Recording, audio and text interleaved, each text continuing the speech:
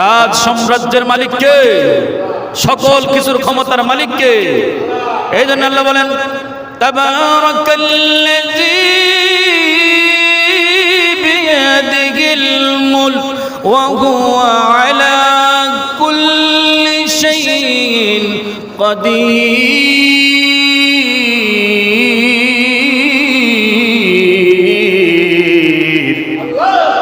অতি বরকতময় পূর্ণ সেই মহান প্রভু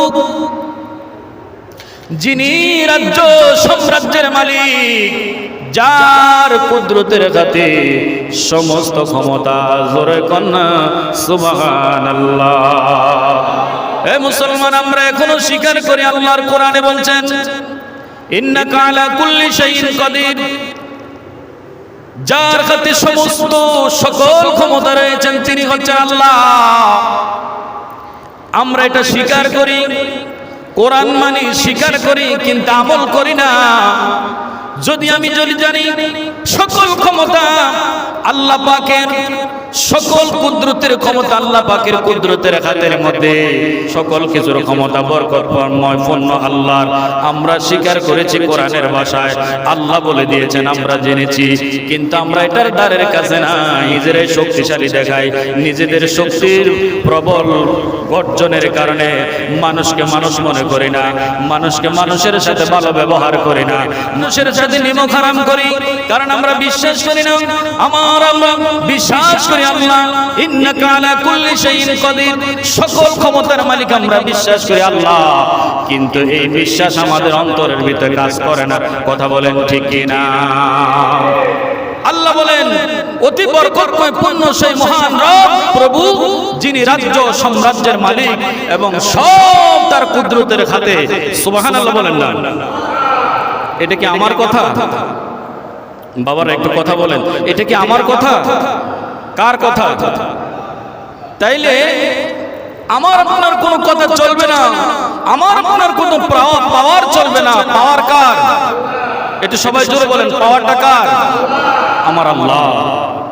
এই জন্য পাওয়ার যখন আল্লাহর, ক্ষমতা থাকবে আল্লাহর, আল্লাহর এই জমিনে তুমি পাল্লা দিয়ে কখনো কেউ ভালো থাকতে পারে নাই। নমরুদ এই জমিনের মধ্যে আল্লাহর সাথে পাল্লা দিয়েছে, ফিরআউন দিয়েছে আল্লাহর সাথে পাল্লা, ভালো থাকতে পারে নাই।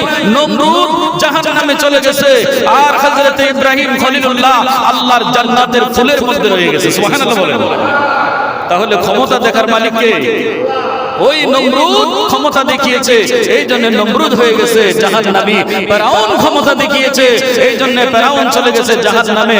আর সমস্ত নবী আলাইহিস সালাতু ওয়াস সালাম, সমস্ত রাসূল আলাইহিস সালাতু ওয়াস সালাম সবাই আমার আল্লাহকে মেনেছে, আল্লাহর সেই কোরআনকে মেনেছে, যে আল্লাহ পবিত্র কালামে পাকের মধ্যে বলেছেন তাবারাকাল্লাযী বিয়াদিহিল মুলক ওয়া হুয়া আলা কুল্লি শাইইন কাদির। সূরা কন্যা। সুবহানাল্লাহ।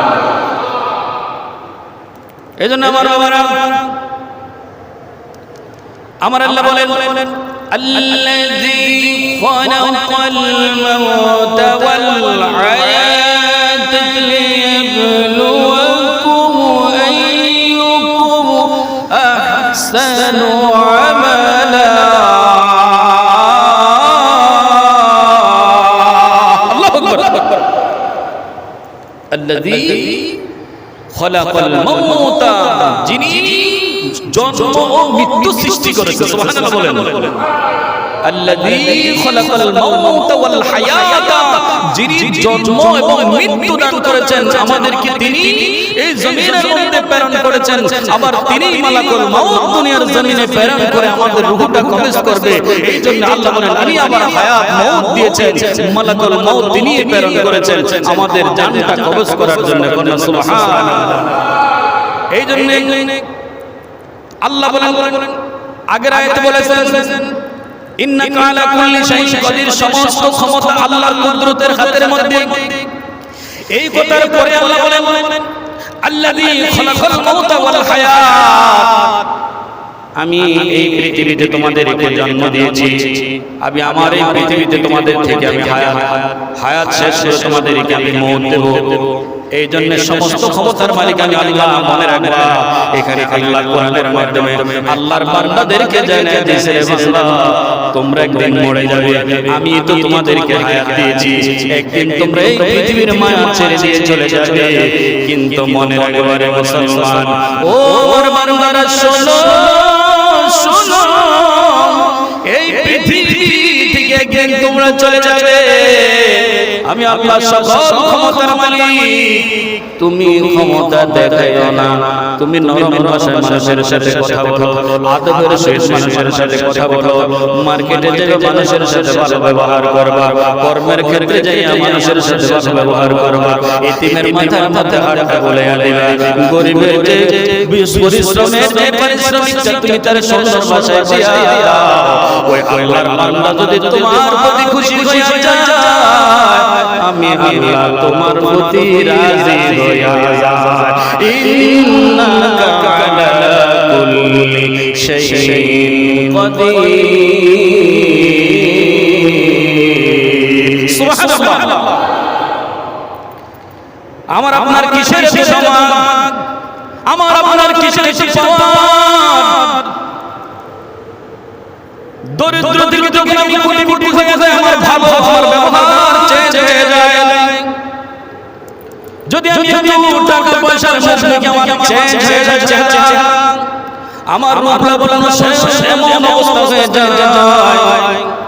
ও আল্লাহর বান্দা, আল্লাযী খালাকাল মাউত, আমার আল্লাহ এই জমিনে তোমার সৃষ্টি রাখবে না, একদিন বড় জগতের মধ্যে চলে যেতে হবে, কবরের মধ্যে যখন চলে যাইবা, আল্লাহ বলেন আল্লাযী খালাকাল মাউত ওয়াল হায়াতা লিয়াবলুয়াকুম আইয়ুকুম আহসানু আমালা, তোমার ভালো মন্দ কর্মগুলো আমি আল্লাহ যাচাই বাছাই করার জন্য তোমাদেরকে মওত দিয়েছি।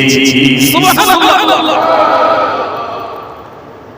আল্লাহ বলেন খালাকাল মাউত ওয়াল হায়াতা লিয়াবলুয়াকুম আইয়ুকুম আহসানু আমালা, তোমাদের যে কর্মগুলো, তোমাদের যে আমলগুলো, এই আমলগুলো জাস্টিফাই করার জন্য,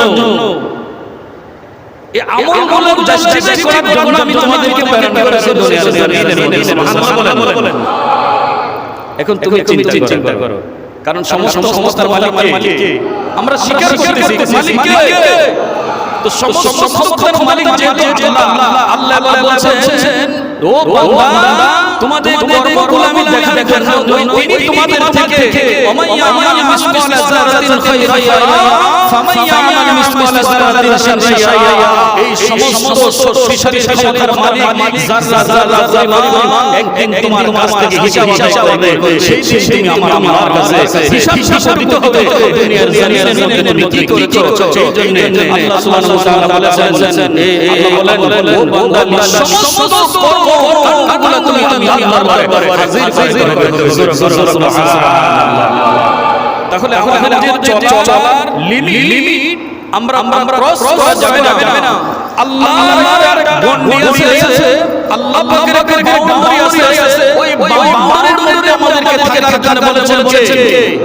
আর বাউন্ডারির মধ্যে যদি আমরা থাকি, আল্লাহ থাকবে, আমাদের থাকবে, বাউন্ডারির বাইরে যখন চলে যাব তখন ফেরাউনের বংশধর হয়ে যাব, হ্যাঁ, নমরুদের বংশধর হয়ে যাব, হামানের বংশধর হয়ে যাব, এজিদের বংশধর হয়ে যাব, শয়তানের বংশধর হয়ে যাব। নাউযুবিল্লাহ। আমরা আল্লাহর গন্ডি এবং রাসূলের গন্ডির ভিতরে থাকতে হবে। এই গন্ডির বাহিরে আমরা চলে যাই, আমরা অন্য ধর্মের মধ্যে চলে যাব, আল্লাহর নামে ইসলাম, আল্লাহর নামে কি?